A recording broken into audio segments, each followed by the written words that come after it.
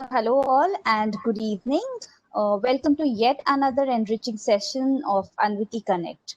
I am Dr. Tanvi Parker from the Health Risk Management team at Anviti. We specialize in providing subject matter expertise in managing employee health risks for organizations across industries. So, the country being locked and unlocked again and again in the past 3 to 4 months have posed different challenges to different groups of individuals, be it bachelors, married, or the sandwich generation. The fact that very little was known about the infection added to these challenges, which led us to curate and arrange for various awareness sessions that included mental resilience, physical well-being, as well as FAQs on COVID-19 on our Anviti Connect platform. Now, we realized that in all these sessions, there were questions based on how to protect children and maintain emotional balance while dealing with work and children. There seemed to be a silent outcry for help, for more awareness, especially from parents. That, ladies and gentlemen, led us to curate and bring to you today's session on parenting, which shall focus on how to manage health and safety of children and emotional well being for the parents as well as children, given the current situation. To speak on this topic, we welcome Dr. Manish Ramteke, who is a consultant pediatrician and neonatologist at Cloud9 Hospital, and Poonam Navle, who leads the Learning and Development Department at Cloud9 Hospital. Today's session shall be flowing as follows. We will have a quick some insights from Dr. Manish, followed by some insights by Poonam, and then we will open the house for question and answers. We request the participants to type in your question answers into the Q&A section. And without further ado, Dr. Manish, we welcome you again and over to you. Thanks for the nice welcome. So, dealing with coronaviruses, it is just like a normal flu virus, but the complications are much severe. So, how does it spread? It spreads in the same way the flu virus spreads. It is by the spread of aerosols generated when the patient coughs or sneezes. And one thing about this coronaviruses is it's less likely that the aerosols are present in the air for a long time because they are slightly heavier, so they settle on the surfaces. So it is very important that we don't come into contact with any surfaces which are in, say, in public area. Second thing is, luckily for us in children, it hasn't been found to be much severe. So what happens is it manifests mostly with cough, cold, or fever, with body ache, sometimes with vomiting and loose motions in children. And they usually recover from it by just symptomatic treatment like even paracetamol and oral hydration. And within 3 to 4 days, they tend to recover from this. So luckily for us, in kids, it hasn't been found to be taking a serious form. But yes, prevention is always better than cure. So as much precautions as we can take for the kids so that they are not exposed to other people, and even if babies are coming into contact with us when they are coming from outside, it must be made sure that we sanitize ourselves, we clean ourselves, we change the clothes. If feasible, we take a bath after coming from outside, and whatever we bring from outside, whatever the vegetables or fruits or any groceries, those are properly cleaned and sterilized before kids come in contact with those things. So this is just a basic outline of what we can, which we are already doing, what we need to continue to do to protect our kids from this infection. Some few points what we can do about this is, as the kids are currently at home, they are not going outside. I'm sure most of the kids are not going outside their homes to play. Yes. Dr. Manish, I'm still getting a few messages saying the audio is not very clear. Is there any ways that you can? I think there's some lagging. Is there any way that you can move around or something? There seems to be some network issue. I'm not sure because this is connected to a Wi-Fi. Okay. Yeah, it's better now. It's better now. It's better? Okay. What we can do is when the kids are still at home, they are not going outside, they are not going to schools or playgroups. I think what we need to do is we need to fix a daily routine for our kids so that they have some semblance of routine life what was there earlier. So what we can do is we can fix few timings for them that when they're going to have a play area, some time for studies, some time for some daily routine activity. We can engage the kids in various routine activities like some craft, some drawing, some painting if the kids are older, storytelling, and all such things, which we can we can make a timetable of these things, and we can include these things in their daily routine. Uh, for older kids, they must get exercise of their body as well as mind. So if they are school going, then make sure that you take out some time and spend with the scholastic activities. With all these things, it must be made sure that we are not exposing kids to lots of screen time, like we are not busy too much on tablets, playing games or solving puzzles or watching some videos, as well as on TV. So broadly, it is advised that this screen time for kids below 3 years should be of maximum 1 to 2 hours, and beyond 3 years of age, it shouldn't exceed 2 to 3 hours in a day. So most of the kids will be exceeding that limit, but we should still try to keep that screen exposure to minimum. I'm sure that most of the parents are working from home, so they also have a routine of themselves. They have to finish their daily work or weekly work, whatever there is. But this use of gadgets to just keep the babies busy shouldn't be used as a routine tool. Second most important thing about kids is whether we should go for the routine vaccinations. Is it safe that we go for the vaccinations? Is it safe that we delay them? And what should we do way forward? So if your kids is very young, like less than 6 months of age, the vaccines which are recommended at that age, those can be mostly delayed by say 15 to 20 days and not more than that. If your kid is beyond 6 months of age, say 9 or 15 months or 18 months, the vaccinations can definitely be delayed for 1 to 2 months without any adverse health outcome on the baby. But yes, definitely you should speak to your pediatrician that how safe it is to defer the individual vaccines, because there are some vaccines which you can take even after 3 to 6 months, and some vaccines which you need to take in on urgent basis. Influenza is one vaccine which you should take. Definitely, it is not going to protect you against corona, but at least it will protect you against your baby against the other influenza viruses. Issue comes that for the vaccination, whether it is safe to visit the hospital or not. For minor health issues, I will definitely recommend that you don't visit the hospital or clinic. If feasible, you can consult with your pediatrician on phone or WhatsApp, or if there is some other mode of communication with your pediatrician, and try to see that the minor health issues are resolved on the, some online way only. If the health is not improving, or if the baby is ill for a long time, or yes, definitely if you are scared that baby is having some this pandemic infection or not, yes, you should consult with your doctor first before visiting the hospital. Make sure that you visit at a time when the clinic is not too busy. Schedule your appointment in such a way that there is no overlap of appointments, and you reach the hospital exactly at the time of appointment and leave as early as feasible. Again, the same things, not coming in contact with the people, not coming in contact with surfaces, and always use face mask. For kids below 1 year of age, face mask is not advised because it might cause some choking when they are breathing. So below 1 year of age, you can use some face covering like some handkerchief or some only like that. But beyond 1 to 2 years of age, face masks for kids also can definitely be used. Video consultation is a feasible option if that is available with your pediatrician. You can use it along with home vaccination that is provided.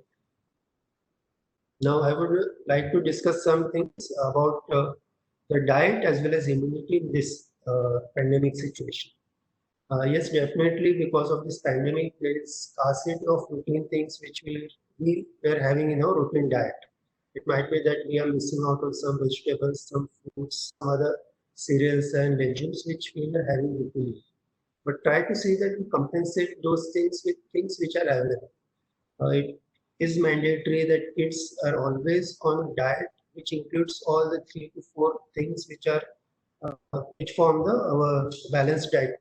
So inclusion of fruits, green or leafy vegetables or fresh vegetables, different colored vegetables, legumes, cereals, and some animal protein if you're consuming egg or meat. These things must be included in the diet, irrespective of the pandemic situation. So try to see that these things are routinely there in the diet.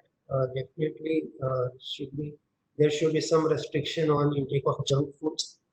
These snacks like thing are routinely used in this pandemic situation, but try to see that these things are kept at a minimum. Second thing is people are going for various immunity boosters, some vitamin C tablets, fruits rich in vitamin C, Chyawanprash, something called as arsenic album, and some recent new things are coming which are said to be protective against coronavirus, and that these things are boosting immunity. Well, definitely there is no such rule specifically in this thing regarding protection against corona. These things can definitely improve your immunity overall. This will aid in building your body's immunity in the long term, but this is not going to help in protecting against this specific coronavirus infection. Uh, there shouldn't be excess of anything in our diet. We should continue with those things. If you want to include a couple of fruits which are rich in vitamin C or a couple of vegetables which are rich in vitamin C, definitely nothing against that.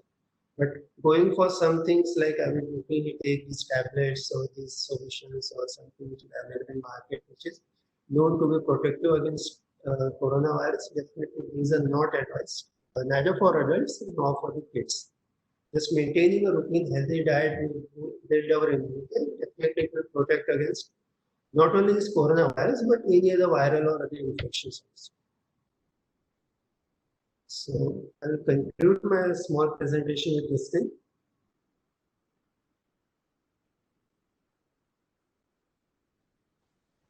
Thank you, Dr. Manish. So I believe there was some issues in some responses that we got, that the voice was not clear. So just for the benefit of everybody, I would just like to summarize a few points that were covered, and hope I am audible clearly. So first point, I mean, just a few takeaways from Dr. Manish's presentation for all of those who could not hear him clearly. One is to maintain daily routine first with a little bit of exercise and reduce screen time for children.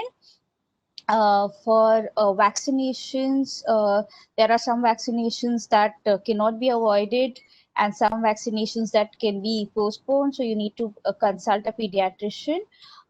Masks are not recommended for children below 1 year because they could cause a little bit of choking or breathlessness in them.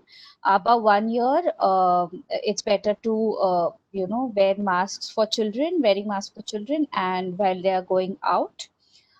In case of any issues, you could teleconsult with your pediatrician.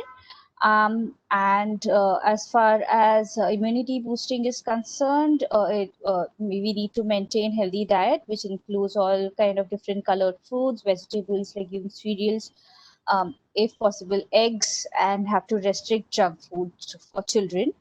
And you could and yeah, so that's just a quick summary of what Dr. Manish was saying. And we'll move on to Poonam for her quick insights on psychological aspects of managing children in these difficult times, and then we'll open the house for questions answer session. So Poonam, I am making you the presenter.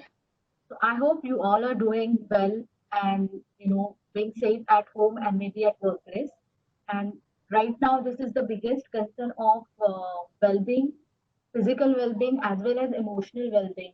And today we are going to talk more about our children emotional well-being. So as you know, the impact of this pandemic, we can see the social distancing, work from home, no assistance for domestic work. Routine has changed, and every time we have this COVID in our mind, and sometimes staying 24 by 7 with our own family, which is very unusual for us because most of the time we spend time out, and all of a sudden we have started spending time with our family. So that managing with that family dynamics also sometimes become stressful. It's joyful also, but at the same time, it's a change. So any change occurs in life that creates some or other amount of stress in our life. So when we are looking this with respect to children, what could be the challenges? I hope you are the best one to tell me all this thing, but I'm just trying to summarize what could be the possibility. So the challenges could be, how to first challenge, how to keep my child safe in this environment, then managing this work balance, how to give time to keep my, how to keep them occupied, because most of the time they were at school spending 7-8 hours out, but now they are at home. So how to keep them occupied. Then the second biggest challenge, they can't go out in play area, so how to control screen time, because now schools are online, classes are online, everything is online, so how to control their screen time, how to utilize their high energy, because kids are very high in energy, so how to utilize their energy. Because of this all restrictive and unexpected environment, they might undergoing some kind of mood swings, or they may have food cravings, and with your limited resources, fulfilling their demands, that's sometimes become really challenging. And of course, now June, July, we are heading towards July, and it's a concern for their academic year and the studies.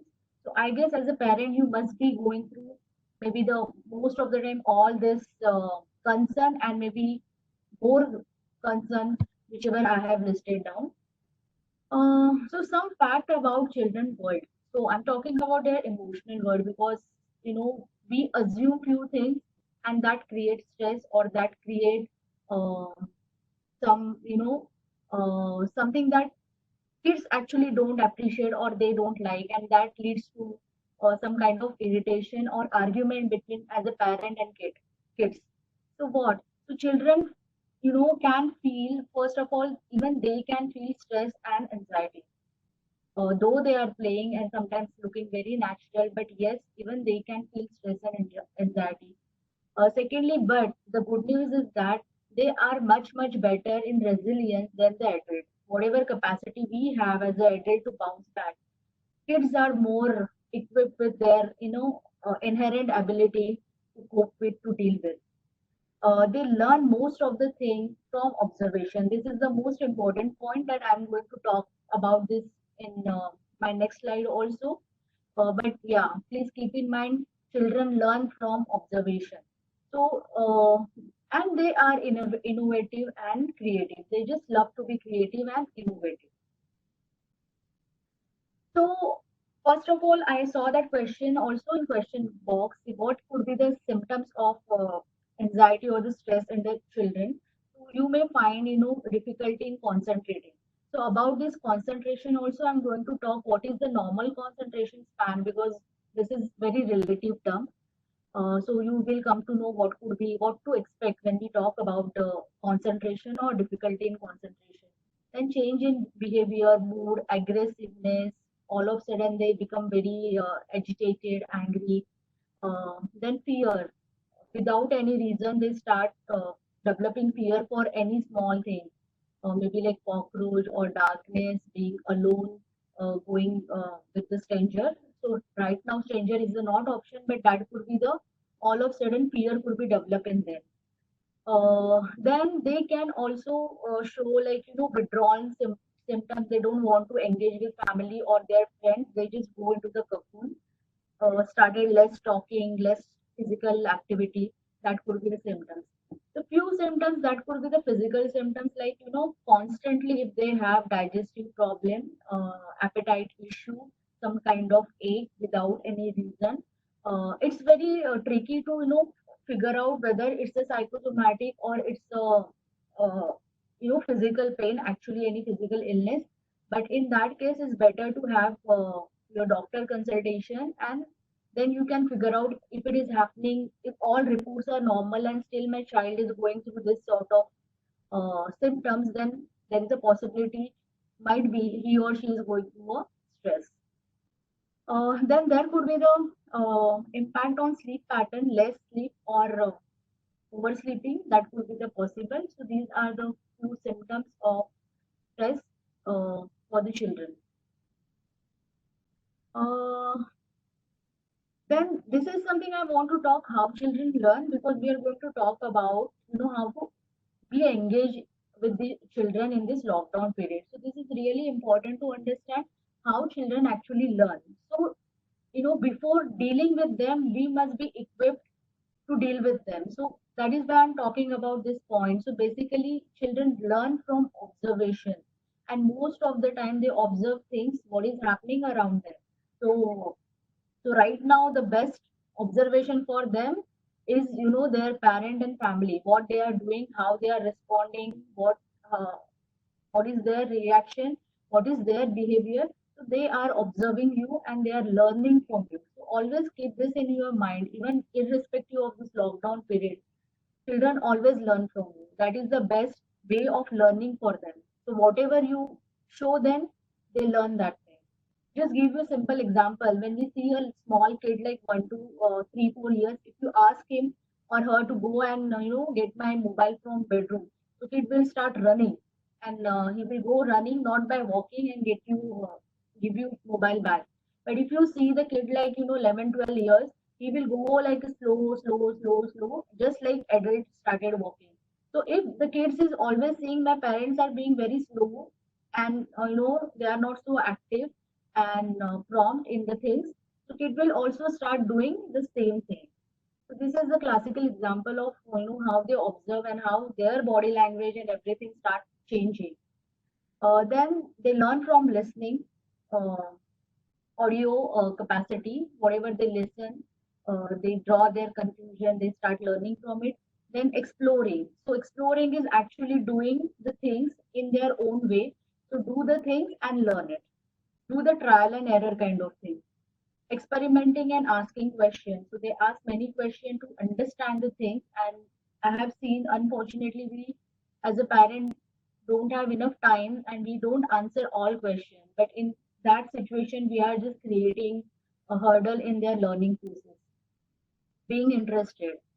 So in children's learning, it's very important that whenever we want to tell them or we as a parent want them to learn something, first of all, they must know why. Why I'm supposed to learn this, why I'm supposed to do this.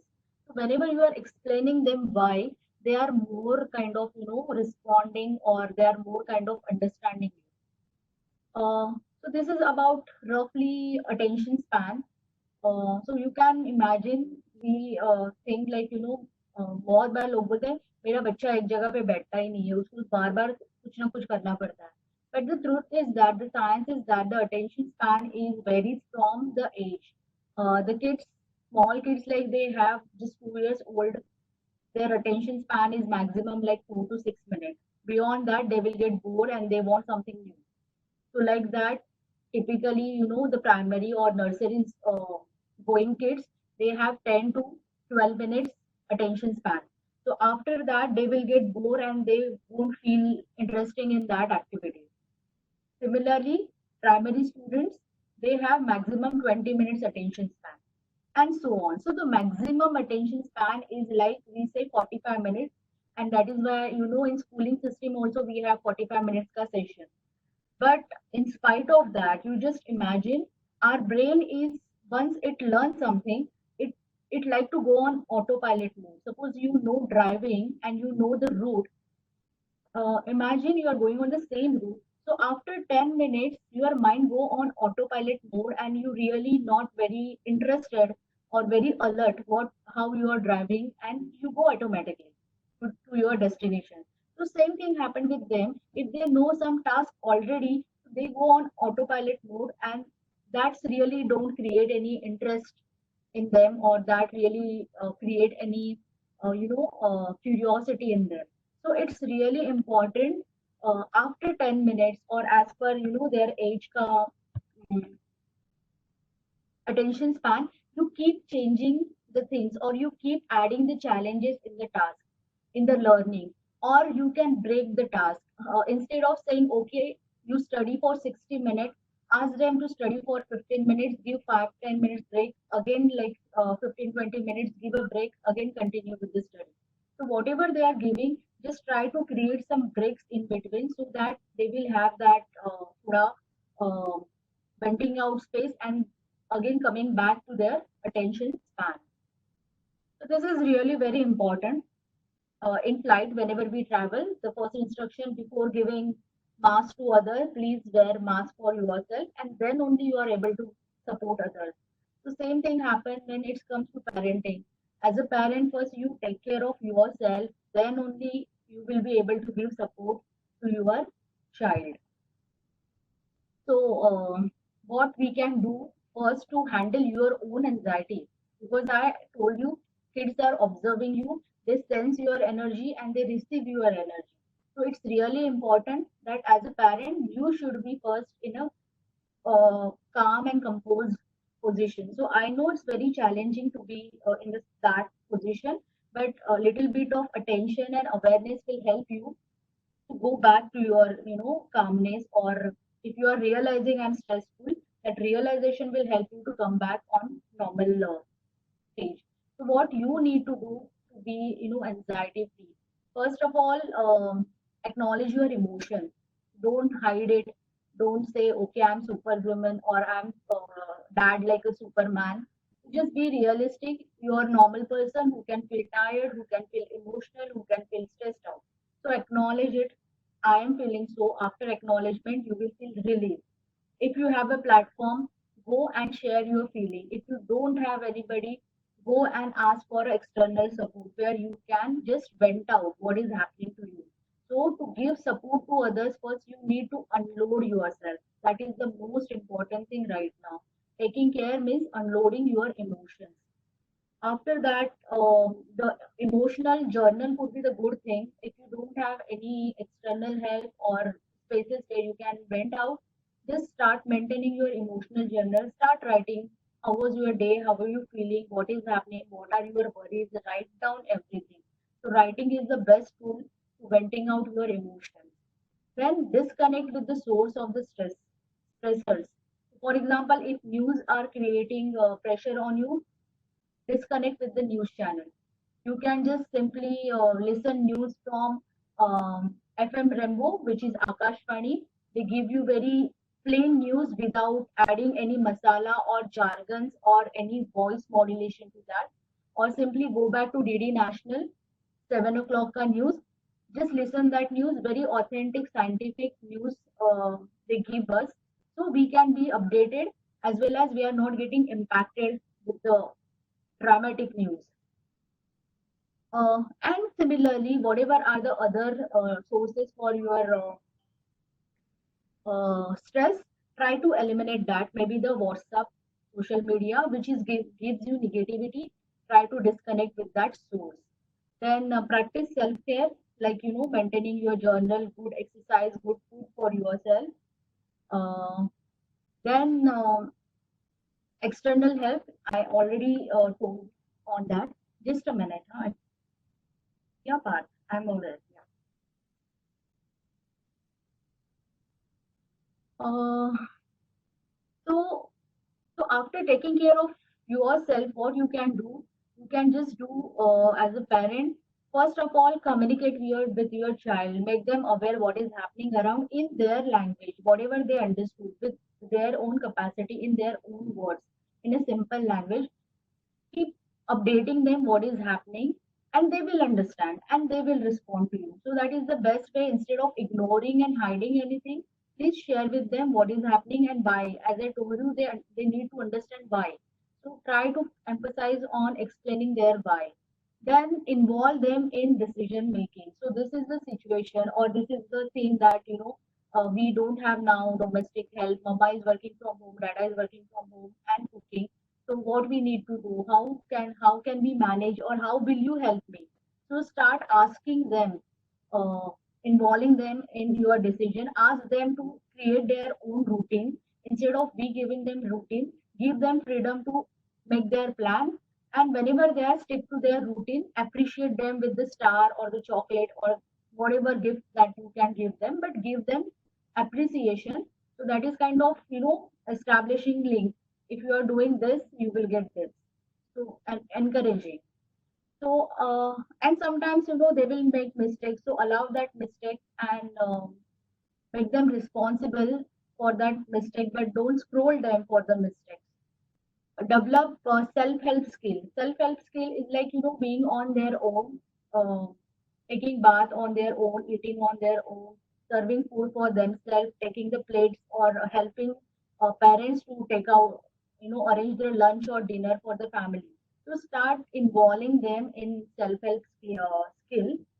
uh, yeah, and set the routine. This routine will go haywire for the first week, but you just be strict about first week. That will follow automatically. If you able to manage it for a 1 week, they will start following it in consecutive weeks. Involve them physical activity what they like. Parth? Hello, hello. हाँ. Then create the positivity. For positivity, you can appreciate them for their what they are doing the good. Count blessing with them. Together, you can count blessing. What are you thankful for? Act of kindness. Some amount of doing donation or helping others. So introduce the act of kindness and be a part of fun and laughter with them. So just to conclude entire thing, you just need to practice this C's with your children. Be compassionate with them. Uh, Emphasize on making choices. Ask them to make choices, and also consequences. Facing the consequences. Be consistent with them, and finally co-create. Whatever they are doing, you just be a part of that creation. So if you start following these C's with your kid, the life will be better. So here I am just finishing my presentation, and now we are open for question and answer. Thank you, Poonam. That was insightful, and it also covered a few of the questions that we already had. Okay. Moving on, we have a few questions, and there were a few questions that we had taken prior to the session as well. So this one's for Dr. Manish. Are you there? Yes, yes. Yeah. So, Dr. Manish, there was a question. We received a question which said that, in case there are certain symptoms which are seen in children which are COVID-like, so probably a high-grade fever, or maybe if due to some reason the child is not able to breathe properly, or any sorts of such symptoms or red flags, what are the steps that the parent should be taking? Mostly for corona thing, the symptoms mimic any flu-like illness. So this can be a normal flu also, or if we have some contact, like if you can trace something that maybe came into contact with someone who is positive or who is suspected to be positive, then definitely you first need to reach out to your pediatrician first to confirm the symptoms are of flu-like only. And say after 1 or 2 days of routine flu-like treatment like paracetamol, oral hydration, and treatment for cough and cold, if the symptoms are not subsiding, then yes, you will definitely be referred by your doctor to a COVID clinic or the fever clinic, which will decide whether you need to be tested or not. But as of now, the testing is very limited. Unless and until there is a proven contact, the testing is limited by the government officials. But yes, like I already said, for kids, it is really a mild illness. Rarely they progress to the red flag signs like high grade fever, not responding to paracetamol, and severe body ache and breathlessness. Luckily for kids, that is not the seen. But yes, if you have some contact, definitely the baby will be tested for COVID. But otherwise, yes, the treatment either for COVID or non-COVID is the basic paracetamol and other cough and cold symptoms medicines. Uh, that's it. Otherwise, nothing to worry as such that yes, if my baby is having these symptoms that I should be really worried. No, if there is no contact, there is 99.9% chance that the baby is not positive. And if there is contact, yes, definitely you need to be tested. And even if the baby comes positive, the treatment is symptomatic only. And right now, for mild symptoms, maybe they are advising home treatment also. That we need not be admitted to the hospital. So that is a good thing. Okay, thank you so much for that. So, sir, there are also questions which is who have asked that should they let children play alongside other children, and then, or should they call children at home or send their children to neighbors' place for to play, and if they have to, then should they be wearing masks? And so what's your take on that? This is a very common issue right now. For younger kids, less than 3 years, I think we can somehow persuade them to stay at home only. And it is correct also that very young kids are not exposed to outside environment. For older kids, it becomes really difficult to control them from going outside. But we must make sure that babies are not coming into direct contact with many adults or kids outside. Masks is a compulsory thing, and yes, the contact shouldn't be too close. They can have some ball game like badminton or football or something, but no physical contact as much as feasible. And yes, avoid too much of crowding. Maybe one or two kids, three, four kids, that's okay. But there shouldn't be lots of kids and adults around. Okay, thank you so much for that. That clears one very common and frequently asked question. Also, what is happening is that because of these online classes, for children, the children are complaining about dry eyes and headaches. And how can we then help the kids?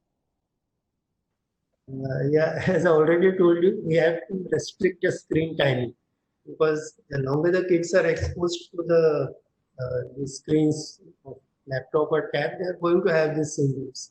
So yes, I think the government has rightly banned online classes for less than second standard.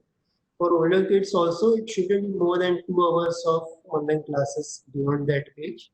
That is the only way. Better to prevent sore eyes or dry eyes or watery eyes rather than treating them. Yes, they can be treated with some soothing eye drops which are readily available. But first and foremost, the screen time should be limited, not beyond 2 to 3 hours. All right. Thank you so much, Dr. Manish. Poonam, this one's for you. Basically, when you said that the kids' attention, 2.5-year-old kids' attention time is around 10 minutes, and so as working parents, it gets very difficult to keep them engaged all the time. So, what are there any ways to manage this better? You know what happening all of a sudden for kids this COVID time is also like a trade because generally they don't get their parent and now 24 by 7 parents around them. So they obviously they want to be with them. So what could be done is actually they just need your presence around them. So if you allow them to with some activity, you know the task which keep them very busy in their own space in your room only, they will be able to, you know, they just need your presence around you. So every time we just can't tell them, okay, just, you know, I'm on call and you don't enter the room. That's really irritates them. So also you have to ensure that you are taking time out and breaks for your kids because you are in their territory. They are not in your territory. They are not in your office. So you are actually in their territory, and then it's become like their fundamental or basic thing. So whenever you are working, just take a 10 minutes break and give that qualitative time to your kids. Hug them, take them close, cuddle them, and try to tell them even they are 3 years, 2 years. I guess yeah, 3 years plus kids will understand what you are trying to tell them if you negotiate with them. Okay, I'm going back to my meeting and coming back after 1.5 hours, kind of thing. And then I'll spending like time with you. So they understand. So try to communicate with them, and if it is possible, just allow them to play around you. keep them busy with colors, maybe like, a simple task. घर पे जो भी चीजें होती है, asking them to sort this thing, ask them to arrange, organize something. They will be more than happy to do this realistic work than every time just doing drawing and crafting. Sometimes they get bored with the drawing and crafting. So give them actually safe and challenging tasks with day-to-day life ka thing. So yeah, we have a few questions now. This one's for Dr. Manish. I'll just check if there are any more questions for Dr. Manish also, because then we can move on to because there are a lot of questions on basically anxiety and stress. So Dr. Manish, this one's for you. The 1 year vaccination for hepatitis, which is due in April, which the parents have missed because they did not want to go to the hospital, take the kids and all. Is it okay for them to give it now? Yes, I think 1 year was hepatitis A vaccine due. So yes, Yes. it can be taken any time till 18 months of age. So if they want to wait, they can definitely wait for a couple of more months also. Or if they feel right now it is safe to work, yes, definitely they can get it done right now. All right. And one more for you. Are there any immunity boosters that that need to be given to children? Nothing I am aware of, but yes, there are many in the market and many more on the television. But yes, definitely just healthy balanced diet with protein and fruits that should be enough for boosting a kid's immunity. Nothing much more is required. All right. And there is a child who is around 14 months of age, and someone's asked if it is advisable or safe to send him to a creche or a daycare at this point of time. No, right now it won't be safe at all because we are still having a peak of COVID infection. We are not in the regressing phase or in a plateau phase. So we don't know exactly how severe this infection is going to be and how long it is going to be with us. So right now it is totally not safe to send it to the patients. Okay. All right. Thank you. I'll come back to you if there are any more questions. Sure. Poonam, there are a few directed to just one, sir. Someone's asked, is it advisable to go for flu vaccination? I think you've already covered that. Influenza vaccine for children. Yes.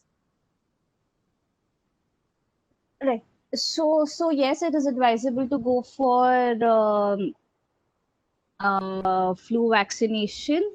Also, there are other vaccinations like pneumococcal conjugates and all, which are not compulsory ones. So, should they choose for the pneumococcal ones, considering COVID-19 affects the respiratory system?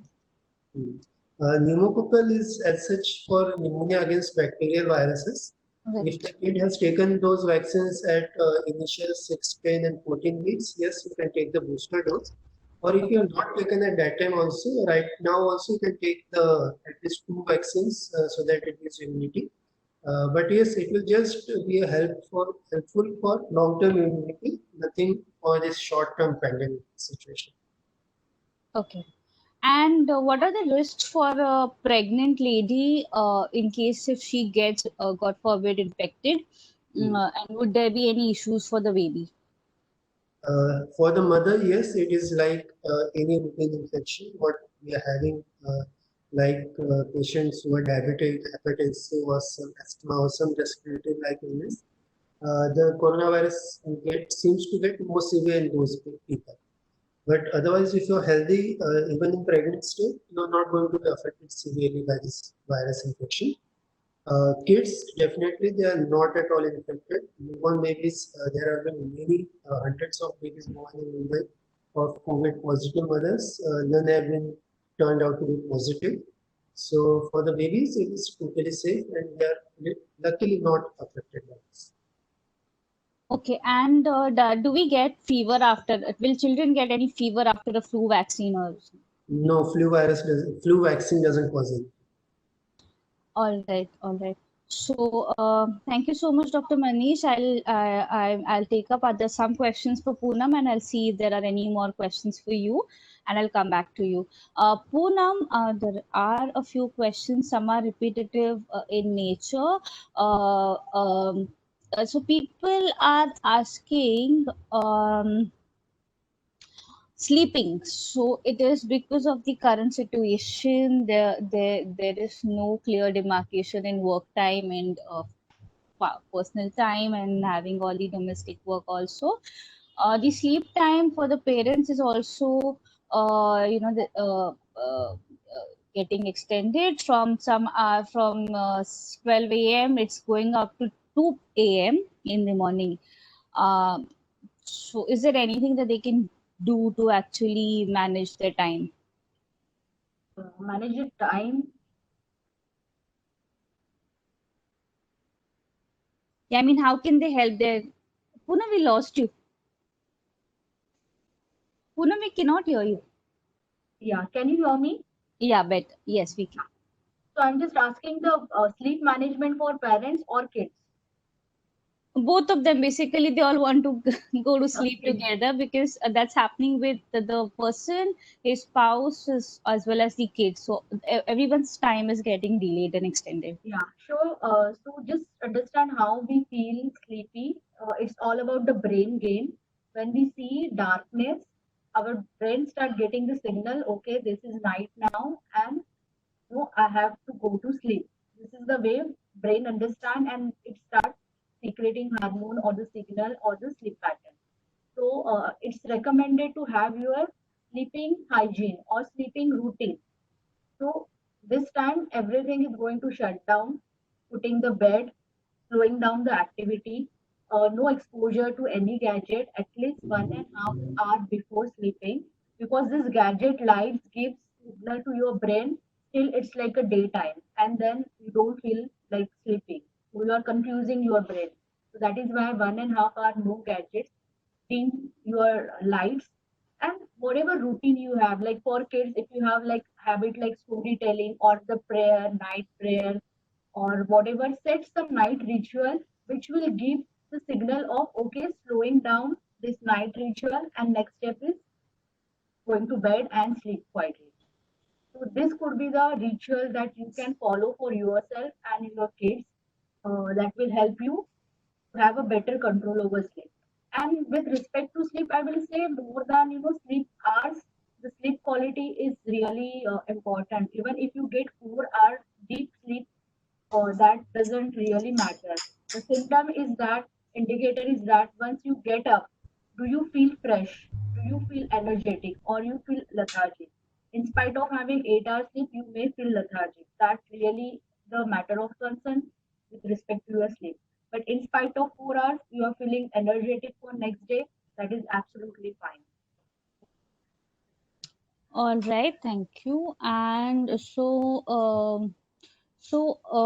are questions on, how should kids around 3 or 4 year old should be actually attending online classes, usually conducted by the kindergarten or the playgroup. And is it any way that we can monitor the growth, or make sure that they're learning enough for their age, even being at home? I guess this is one of the worry that parents have, and this is the time where we should let go this worry, because the main objective of this period is the safety, and the mental and physical well-being.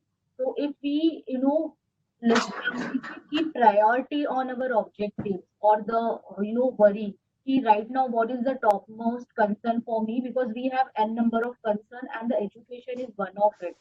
So some or other way we have to, cut down on our list of concerns.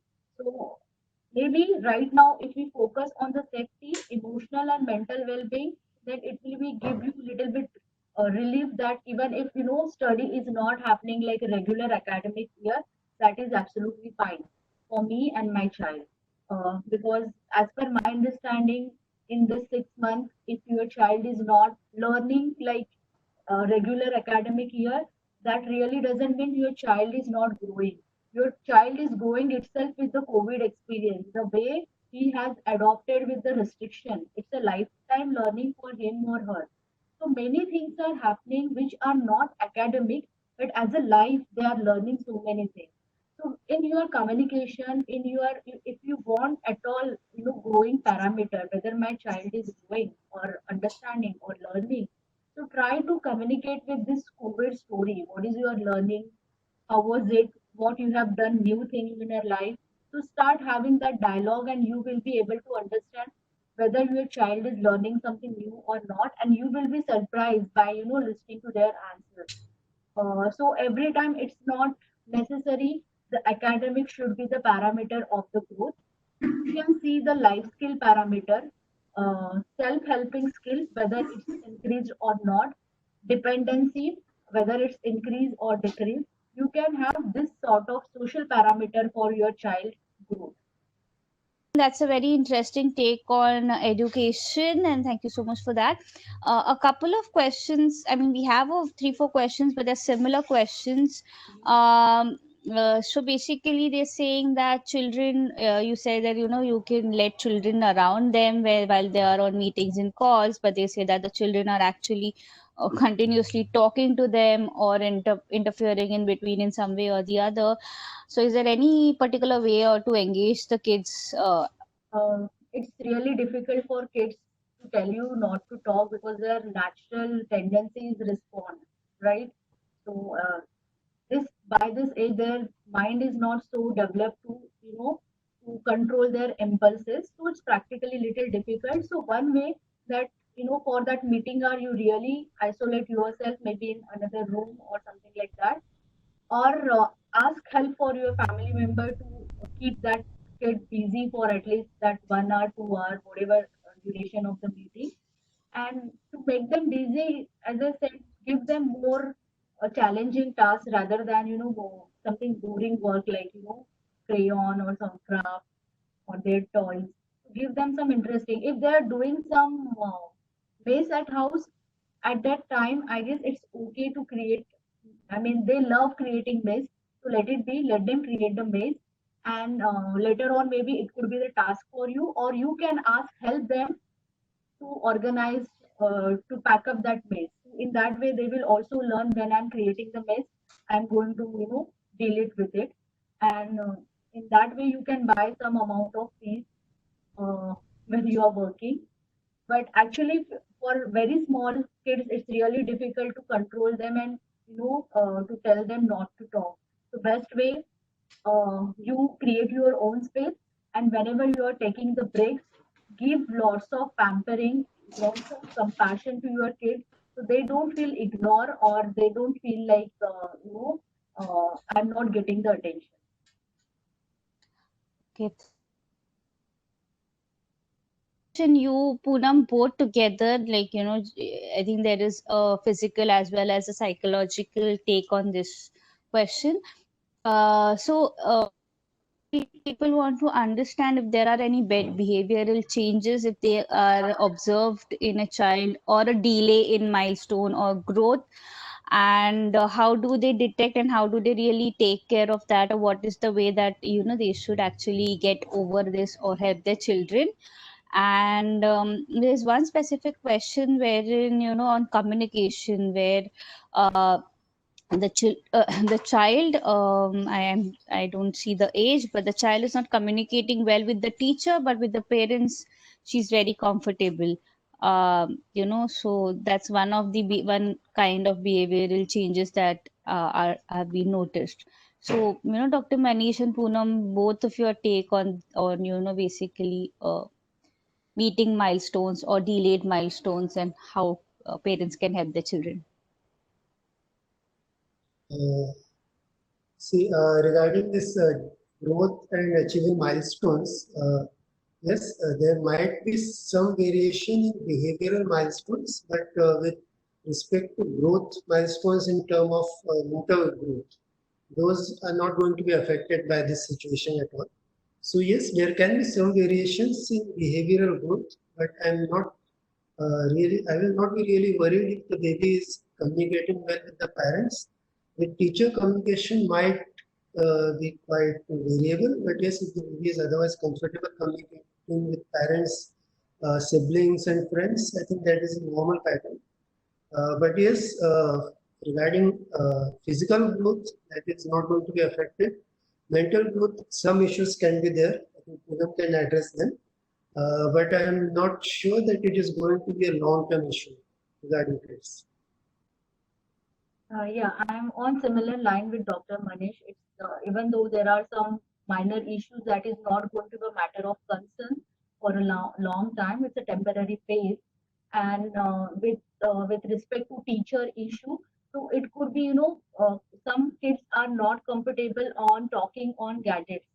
They just like live conversation. So if this is happening on live class, so that could be the kids is not liking communicating on webinar or Zoom call or gadget. That is not that kid's way of communication. That could be the reason why kid is not interacting with teacher. The second reason could be if it is in normal course in the school one-on-one and even in Zoom classes or online classes, you need to speak with your kids. Is there any fear associated with the teacher? Is any behavior that is actually threatening, or that kid is might be feeling little bit taken away by the communication or the behavior of the teacher? So we need to understand, is there any disliking, disrespect, or fear associated with that, or it's just that child preference of communication, one on one, or talking on gadgets. Yeah, thank you so much for that. So, Dr. Manish, this one's again on vaccination, typhoid vaccination, whether one dose is enough or should they go for a second booster dose also?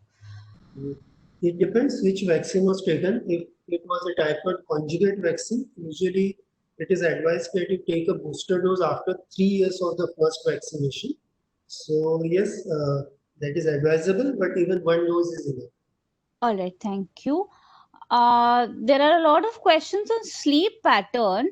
There's one question which says that the kid is about 2 year, two and almost 2.5 year old, and his sleep patterns are very erratic. He sleeps till noon, then sleeps by 10 p.m., then wakes up again at 9 a.m., then again sleeps at 1 a.m. in the night. So basically, every day his sleep timings are different, and because of that, the poor parents' sleep has also suffered.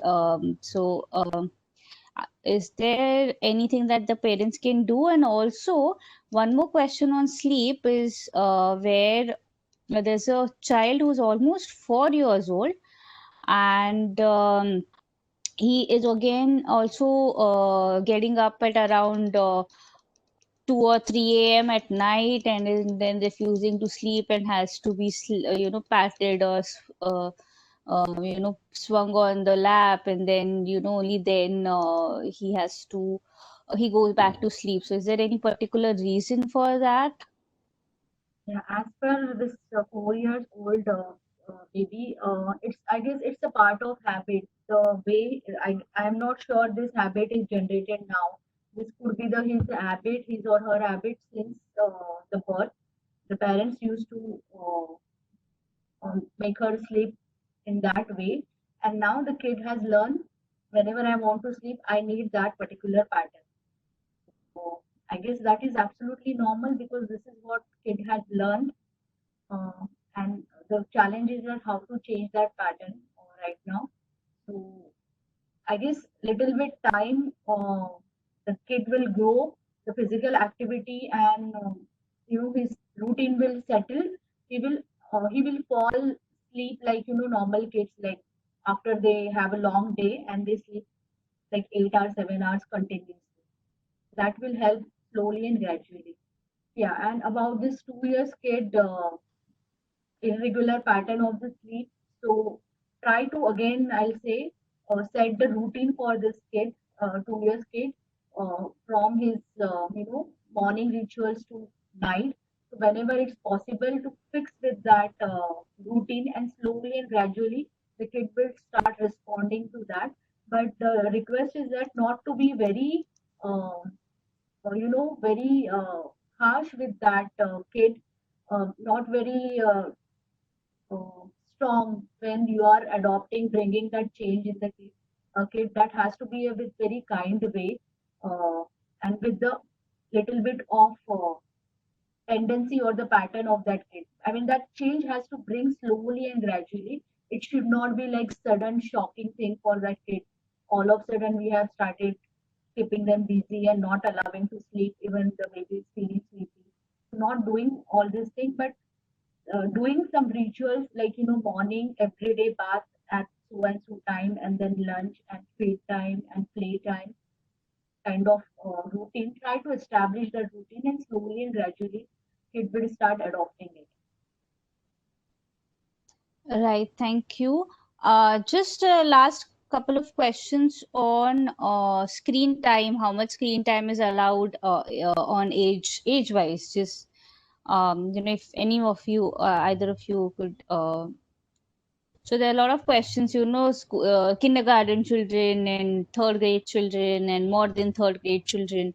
What's the ideal screen time? Because the schools are also online and everything. So. Dr. Manish? But it will be like screen time below 3 years, not more than 1 hour. And beyond 3 years, 3 to 6 years, not more than 2 hours. And beyond that, we can allow more than say 3 to 4 hours of screen time. That is a broad take. All right, thank you. Thank you so much for that. With that, I think I have covered almost questions. There were multiple questions, but more or less of the similar nature. So try to club them together, and yeah, I think that's about it. We've covered almost all the questions. So thank you so much for your precious time, Dr. Manish and Poonam. It has really been an enriching session. And thank you so much, participants, for patiently listening to us and asking your questions. You've been a wonderful audience. Thank you so much once again, and have a good evening, rest of the evening, and be stay safe and healthy. Thanks. Bye. And Thank you very much.